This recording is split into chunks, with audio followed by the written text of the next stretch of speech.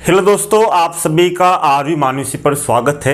आज एक बहुत ही महत्वपूर्ण मुद्दे पर चर्चा करेंगे कि आखिर में आपके हर बार सामाजिक में कट ऑफ क्यों जाती है, कारण क्या है, जबकि हमें लगता है कि इस बार तो हम बहुत अच्छे नंबर ला सकते हैं। जैसा कि आप जानते होंगे, आपके कुल मिलाकर 2 पेपर होते हैं, जीके का फर्स्ट पेपर और आपके एसएसटी का सामाजिक का सेकंड पेपर। जीके में कुल मिलाकर आपके 100 क्वेश्चन होते हैं, एसएसटी में आपके 150 क्वेश्चन होते हैं। आपको लगता है कि आप जीके फर्स्ट पेपर में 100 में से 60 क्वेश्चन तो आराम से सही कर सकते हो, ठीक है, ये 60 क्वेश्चन आपने सही कर दिए। इसी तरह 150 क्वेश्चन आपके एसएसटी में रहते हैं, तो आपको लगता है कि आप यहाँ पर 150 में से 100 क्वेश्चन यहाँ पर सही कर दोगे। टोटल होते हैं आपके 160 क्वेश्चन और एक क्वेश्चन आपके 2 अंकों का होता है, तो अगर इनको 2 से गुना करेंगे तो आपके कुल मिलाकर आपके 320 अंक होते हैं। कितने अंक? 320 अंक। और आप देखोगे तो 320 अंक कट ऑफ जनरल की बात कर रहा हूं, यानी कि जनरल की बात करूं तो जनरल की कट ऑफ अभी तक 320 से अधिक कभी भी नहीं गई है। कभी 295, कभी 310, 311, 317 यही कट ऑफ जाती है। तो हम ये मान सकते हैं कि बच्चे इतने कैपेसिटी नहीं है बच्चों में, या इतनी योग्यता नहीं है कि वो इतने क्वेश्चन सही कर सके। यानी कि 150 में से बच्चों को 100 क्वेश्चन भी सही नहीं होते हैं क्या? इसी तरह जीके में बात करें, जीके में 100 में से अगर 60 क्वेश्चन सही नहीं होते क्या? अगर मान लीजिए जीके में 100 में से बहुत से अभ्यर्थी ऐसे हैं जो 80 क्वेश्चन सही करते हैं, 70, 90 क्वेश्चन सही करते हैं, क्योंकि जीके में सिंपल से लेवल से है। तो हम मान लेते हैं यहाँ पर आपके 100 में से 70 क्वेश्चन सही हो जाते हैं, तो क्या फिर आप यहाँ पर 85 क्वेश्चन भी सही नहीं कर सकते क्या? जबकि हमें ये लगता है कि एसएसटी का सिलेबस बहुत सिंपल है। अब यहाँ पर आपको ध्यान देना होगा कट ऑफ कम जाने का कारण क्या है। यानी कि सबसे अगर आप यहाँ पर समझना होगा, अगर आप एसएसटी का देखोगे तो एसएसटी में आपको कुछ चीज़ें दिखाई देगी। आपके कुल मिलाकर आपके 8 विषय है। पहला विषय है दर्शन शास्त्र, दूसरा लोक प्रशासन, तीसरा समाज शास्त्र, चौथा हमने लिया है सामाजिक शिक्षण विधियां, भूगोल, इतिहास, अर्थशास्त्र, राजनीति विज्ञान। अब ना आपको यहाँ पर एक बात समझनी होगी, हर बार आपसे सब यही कहते हैं कि आपके दर्शन शास्त्र, लोक प्रशासन, समाज शास्त्र, शिक्षण विधियां आदि विषय सिंपल है, छोटे हैं। इनमें अगर बात करें तो इन 3 विषयों की बात करूं, दर्शन शास्त्र, लोक प्रशासन और समाज शास्त्र, तो मैं अगर आपको न्याय बताना चाहूँ तो देखना, यहाँ पर इन तीनों विषयों में आपके 18 या 19 क्वेश्चन पूछे जाते हैं। 18 या 19 क्वेश्चन अगर आप यहाँ पर गड़बड़ी करते हो हर बार, यानी कि यहाँ पर देखोगे तो आप 18 में से यहाँ पर 14 या 15 क्वेश्चन आराम से सही कर लोगे। इसी तरह इसमें भी 14 से 15 क्वेश्चन आराम से सही कर लोगे। इसी तरह यहाँ पर 14 से 15 क्वेश्चन आप यहाँ पर सही कर लोगे, ठीक है। मान लीजिए आपने 3 विषयों में 15 क्वेश्चन सही हल कर लिए। 3 विषयों में, तीनों छोटे विषय हैं, आपने 18-19 क्वेश्चन पूछे गए, उनमें से आपने, मैं अधिकतम बता रहा हूँ, 15 क्वेश्चन, तो आपने 3 विषयों में 15 क्वेश्चन सही किए, तो आपके होते हैं 45 क्वेश्चन, ठीक है।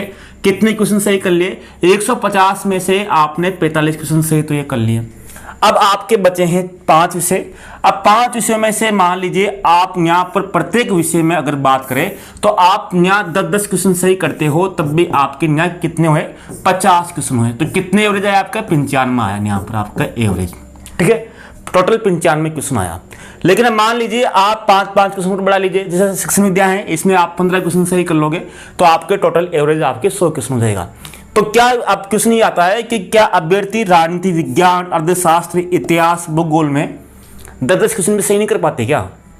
अब आपको न्याय समझना होगा। मैं आपको 2022 का अभी लेटेस्ट एग्जाम हुआ है, उसका पेपर दिखाऊंगा। आपने कितनी ही बार हल कर लिया होगा और मैंने भी कितनी ही बार पढ़ा दिया है या कितनी बार उनको रिविजन कर लिया है, फिर भी आप देखना उन क्वेश्चनों की प्रगति। अगर आपको न्याय, दर्शन शास्त्र, लोक प्रशासन, समाज शास्त्र में अगर आपका एवरेज 12 क्वेश्चन से कम बैठा तो आपको कोई नहीं बता सकता। इसलिए मैं कहता हूं आपसे, बार बार मैं यही अपेक्षा आपसे करता हूं कि आपको अभी जो समय है, समय का सदुपयोग करना होगा। आपके पास, जैसे मैं बात करूं, राजनीति विज्ञान है, या आपके अर्थशास्त्र हो गया, या फिर आपके मान लीजिए आप कुछ भी कहते हो कि हमें इस बड़ा कमांड है, लेकिन फिर भी आप यहाँ पर देखना, आपके भूगोल हो गया या फिर आपके इतिहास हो गया। इन चारों विषयों को अच्छे से कवर कर लेना। यही समय है जिनको आप अच्छे से कवर कर सकते हो, नहीं तो फिर बाद में आपको पछताना पड़ेगा। अब मैं आपको यहाँ पर पेपर दिखाता हूँ अब राजनीति विज्ञान का। आप इन क्वेश्चनों में से अगर आपके राजनीति विज्ञान में 20 क्वेश्चन आते हैं या 19 क्वेश्चन आते हैं, इनमें से आप 6 क्वेश्चन में सही नहीं कर पाओगे। बात समझ रहे हो ना? यानी कि आप 6 क्वेश्चन सही नहीं कर पाओगे, तो इस समय का सदुपयोग कीजिए और 6 क्वेश्चन है 20 में से जो 6 क्वेश्चन है उनका एवरेज बढ़ाइए। कभी ऐसा नहीं हो जाए कि आपके दर्शन शास्त्र में आप तो कह रहे हो कि मैं 18 में से यहाँ पर मैं 15 क्वेश्चन सही कर लूंगा, अब मान लीजिए 18 में से आपके बाई चांस 10 क्वेश्चन सही हुए, तो फिर क्या करोगे आप? तो आपको जो खाली समय है इन विषयों को आप जो कमजोर है उन पर ध्यान दीजिएगा। मैं क्वेश्चन बताता हूं, आपको देख लीजिए, आप वास्तव में ही देखिए, इसलिए मैं कह रहा हूं कि आपकी कट ऑफ क्यों कम क्यों आती है। आप क्वेश्चन देखिए, यहां पर मैं आपको पहले राजनीति विज्ञान का यहां पर आपको एक बार सिलेबस बता देता हूं। अगर आप सिलेबस देख लोगे तो आपको अच्छा रहेगा। अगर आप सिलेबस देखोगे तो यहां पर आप देख रहे हो राजनीति विज्ञान का, देखो यहाँ पर राजनीति सिद्धांत है, अर्थ प्रकृति परंपरागत आदिम दृष्टिकोण, इसी तरह राज्य की अर्थ प्रकृति कार्य उत्पत्ति के सिद्धांत, ये राजनीति शास्त्र की आधारभूत अवधारणा है सत्य विवेकता संप्रभुता, यह आधारभूत अवधारणा है अधिकार सत्ता स्वतंत्रता समानता न्याय। फिर भारतीय संविधान है, इसके बाद में फिर आपके ये संविधान का पूरा दिया हुआ है, और लास्ट में आपके 3 टॉपिक है, विदेश नीति भारत की और नेहरू जी का योगदान और भारत के पड़ोसी देशों का संबंध और संयुक्त राष्ट्र संघ। ये आपके टॉपिक है। लगने में तो आपको बहुत सिंपल लग रहा है कि सिलेबस सिंपल है, लेकिन आप क्वेश्चन देखें एक बार। अगर आप क्वेश्चन देखोगे तो आप यहाँ खुद समझ जाओगे कि हाल क्या है। देखो यहाँ पर ये पेपर आपके 2022 का है। देखो यहाँ पर, अब आपके यहाँ पर राज्य नीति आयोग का कहीं भी उल्लेख नहीं था, फिर भी आपको क्वेश्चन आ गया सिलेबस में। ठीक है, राज्य नीति आयोग ने भारत सतत विकास लक्ष्य 2 सूचकांक 2021 में सबसे ऊपर कौन सा रहा। इसी तरह राज्य की कौन सी नीति आयोग की संचालन परिषद का भाग नहीं है, यानी कौन नहीं है।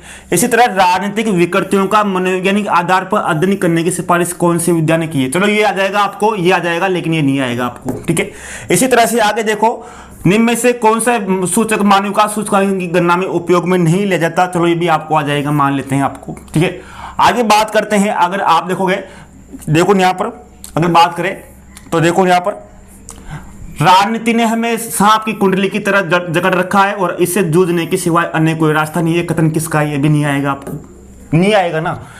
किसने राजनीति शास्त्र और किसी समाज के लिए मूल्यों का आधारिक आवंटन के रूप में वर्णित किया है? चलो ये भी आ जाएगा आपको। अब देखो 19वीं शताब्दी के अंतिम दशक 20वीं शताब्दी के प्रथम दशक में परंपरागत राजनीति विज्ञान संस्थागत विधिवादी परंपरा छोड़कर सामाजिक राजनीतिक जीवन के विषय में नई दृष्टि अपनाता है। उक्त कथन के संदर्भ में निम्न से कौन सा कथन गलत है? ये भी नहीं आएगा आपको। ठीक है, नहीं आएगा। इसके बाद में बात करते हैं, यानी कि तुक्का लगाने की संभावना है ही नहीं। अगर आप तुक्का लगाओगे तो आपका आंसर गलत है, यानी कि माइनस मार्किंग एग्जाम है। ऐसा कोई नहीं 10वीं 12वीं एग्जाम नहीं है।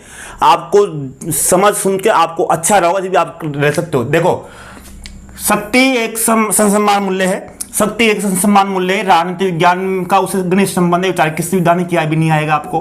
अभी कथन राज्य की सत्ता सार्थक प्रयोग के लिए कानून आदि जनसाधन की नेतृत्व मान्यताओं प्रणाली पर, यह भी नहीं आएगा आपको। सभी मानव जन्म से स्वतंत्र प्रतिष्ठा अधिकार सम्मान है, ये भी नहीं आएगा आपको। आगे बात करते हैं, कौन से विचारक को आधुनिक राज्य के आगमन का संदेशवाहक राष्ट्र संघ की भूमिका का लेखक माना जाता है? ये भी नहीं आएगा आपको। इसी तरह देखोगे, किस टीकाकार ने कहा कि भारत का संविधान बनाते समय भारतीयों ने नीति के साथ साक्षात्कार में कोई चूक नहीं की है? ये भी नहीं आएगा, ये एनसीईआरटी बुक से लिया गया था। राष्ट्रपति के शपथ के सैद्धांतिक प्रारूप में रिक्त स्थान की पूर्ति की जाए। मैं अमुक ईश्वर की शपथ लेता हूं, प्रतिज्ञा करता हूं, भारत के कौन सा आएगा? ये भी नहीं आएगा आपको। ये भारत में लोकसभा निर्वाचन क्षेत्र 543 कब किया गया? ये आ जाएगा आपको। भारतीय संविधान के अनुच्छेद 51 के अनुसार प्रत्येक नागरिक का कर्तव्य है, ये भी आपको नहीं आएगा, क्योंकि इसमें बहुत सारे देव हैं आपके, तो इसमें भी ध्यान रखना। अब बात करते हैं भारतीय संविधान की वर्णित व्याख्या संविधान के तत्वों में कौन सा वाक्य कर रहा है? तो ये आ जाएगा आपको। ठीक है, जेंडर प्रस्तुत करने वाले मान लीजिए आ जाएगा आपको। अब ये आपको नहीं आएगा। ठीक है, मैं आपको यहाँ पर जल्दी बता रहा हूँ। इसी तरह से ये भी आ जाएगा आपको और ये आपको नहीं आएगा, यानी कि मैं आपको यहाँ पर जल्दी जल्दी बता रहा हूँ। चलो ठीक है, आपको ये आ जाएगा, ये भी आपको आ जाएगा। तो मैं आप मेरे हिसाब से बता रहा हूँ कि आपको कितने क्वेश्चन आए। एक तो ये आ गया, एक ये आ गया आपको, आपने पेपर देखा होगा। इसी तरह से आपको एक ये आ गया, 2 3 4 5 हो गए आपके। 5 के बाद में अगर बात करें 6 हो गया आपके। इसके बाद में आपके हुआ दूसरा कहाँ 6 हो गए। 6 के बाद में अगर देखेंगे 7 हो गया आपका, 7, और इसके बाद में 8 9 10, ये टोटल मैंने यहाँ पर अधिकतम यानी कि 10 क्वेश्चन यहाँ पर किए हैं, लेकिन 10 क्वेश्चन में से मैंने बता दिया कि ये आ जाएगा, लेकिन आप माने जब आप वास्तव में पेपर दोगे तो 10 में से अगर आप बात करोगे तो मान लीजिए आपने यहाँ पर 10 क्वेश्चन सही किए, लेकिन आपसे मैं बता रहा हूँ कि आपसे 5 से 6 क्वेश्चन आपके गलत होंगे यहाँ पर, और 5 से 6 क्वेश्चन गलत होंगे तो वो आपके माइनस मार्किंग करके आपके 3 क्वेश्चन का आपका न्याय 1 क्वेश्चन ले बैठेगा। इस तरह से आपके यहाँ पर 6 से 7 क्वेश्चन ही बैठेंगे। तो आपको तैयारी इस तरह से करनी है। आपने पेपर देना, किस तरह का पेपर था एक बार आप स्वयं देखिए कि आपको आता कितना है, आपको किस तरह से पढ़ना है, आपको क्या चाहिए। और लास्ट में आपसे कहता हूं आप सेल्फ स्टडी कीजिए।